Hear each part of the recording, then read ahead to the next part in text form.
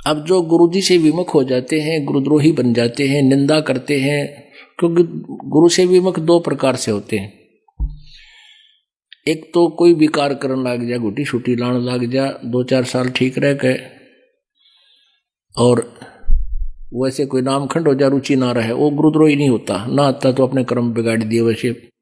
और जो नाम लेकर छोड़ जाता है और छोड़ नहीं जाता, फिर निंदा करता है, वहां तो ऐसा है, मैंने बेरा है, गुरुजी ऐसे करते हैं, न्यू करते हैं, वो तो लालची हैं, फलान है, वो गुरुद्रोही हो गया। और ऐसे व्यक्ति के पास आपने बोल कर नहीं फटकना चाहिए।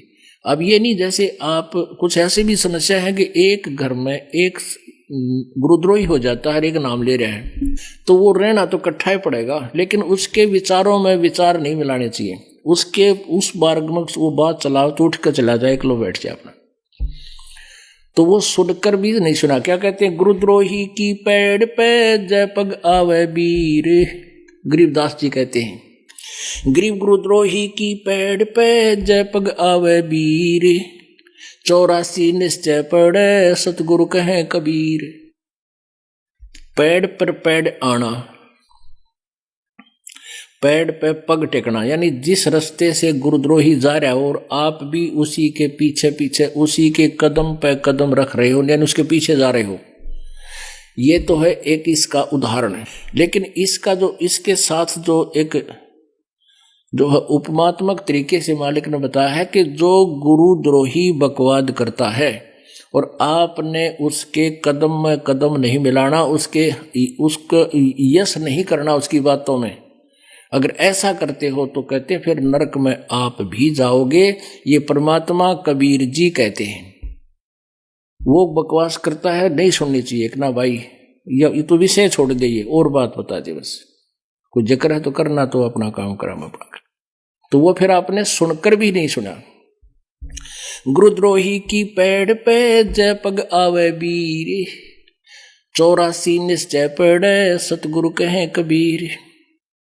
अब परमात्मा क्या कहते हैं, जान बूझ साची तजे और करे झूठते ने, जाकी संगत है प्रभु स्वप्न में भी ना दे। गुरुद्रोही कौन बनेगा, जो पहले से रह चुका हो और इतने ज्ञान को सुनकर जानबूझ अपने मान बढ़ाई या कोई बकवादों को के कारण वो दूर होता है।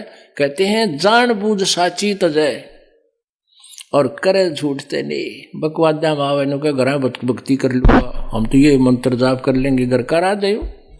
कहते हैं इसे इंसान की संगत, उसका कभी मेल भगवान स्वप्न में भी ना करना चाहिए।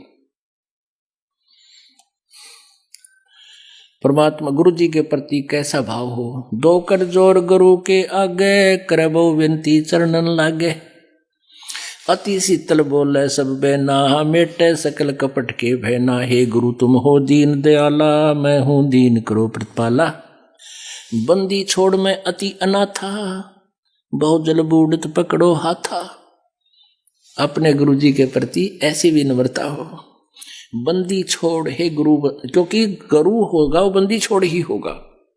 बाकी नकली गुरु है, वह गुरु भी नकली गुरु है और वो बंदी छोड़ हो ही नहीं सकते।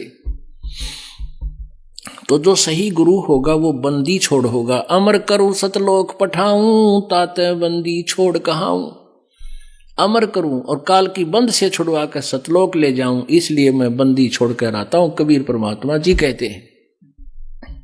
तो कहते हैं गुरु जी को कहे इस प्रकार बोले, हे गुरु तुम हो दीन दयाला, मैं हूं दीन करो प्रतिपाला, बंदी छोड़ में अति अनाथा, बहुजल बूढ़त पकड़ो हाथा। हे बंदी छोड़, मैं तो अनाथ हूं।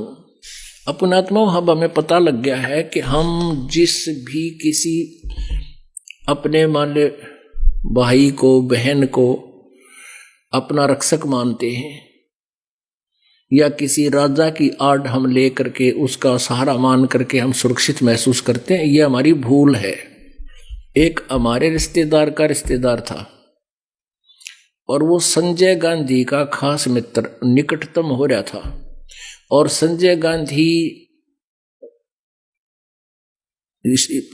इंदिरा गांधी जी का पुत्र था जो प्रधानमंत्री थे, और सेकंड प्रधानमंत्री वही था, फर्स्ट भी यानी उसी की चलती थी।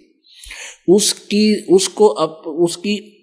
उसको जो है ना अपना मित्र मान के उसने कई आदमियों के साथ खींचातानी घड़ी कर दी और वो कुछ कर नहीं पाए थे क्योंकि पुलिस उसके साथ थी, तो उनको खूब तंग कर रखा था। एक दिन वो एयर क्रैश में वो संजय गांधी मर गया।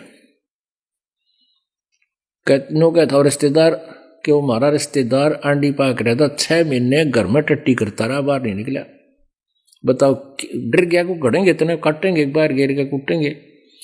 तो इनका सहारा के माना, तो क्या बताते हैं कि इनको नाथ नहीं मानना, हम उनको नाथ मान लिया और नाथ ना रहा।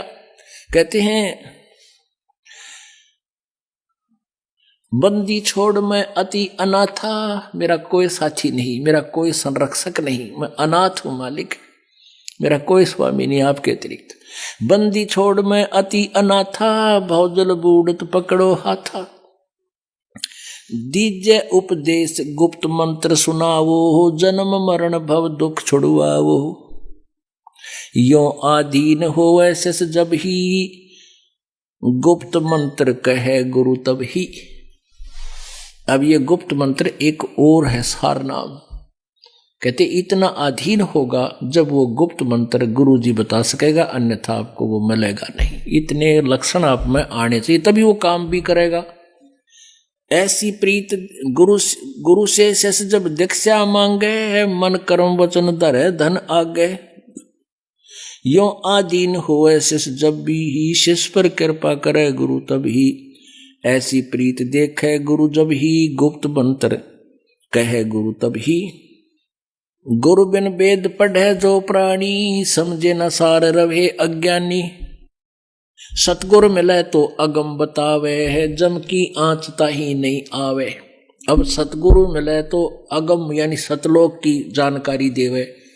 अब ये सतलोक की जानकारी डुप्लीकेट पंथ, ये राधा स्वामी धन धन सतगुरु वाले ये नकली पंथ है, ये भी ठेका सतलोक का ले रहे हैं। अरे न कैखे का बेरा नहीं, ना आदि नाम का बेरा, ना उस सतनाम का पता है। ये दुनिया को भ्रमित कर रहे हैं। तो ये क्या बताते हैं,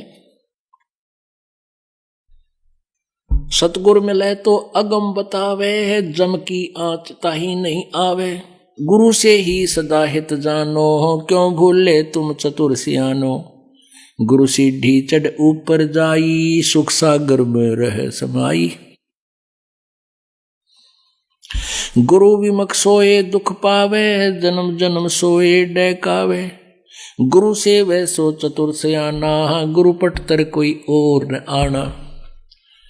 पुण्यात्माओं, आज का जो सत्संग चल रहा है ये गुरु महिमा के ही विषय में है। और गुरु जी की महिमा जितनी भी हम बोलें उतनी ही कम है। परमात्मा ने यह तक कह दिया, 7 समंदर की मसी करूं, लेखनी करूं बन राय, और धरती का कागज करूं, गुरु गुण लिखा नहीं जावे। आप जी के लिए ये एक विशेष संदेश है परमात्मा का कि आपने अपने इस जीवन को सफल बनाने के लिए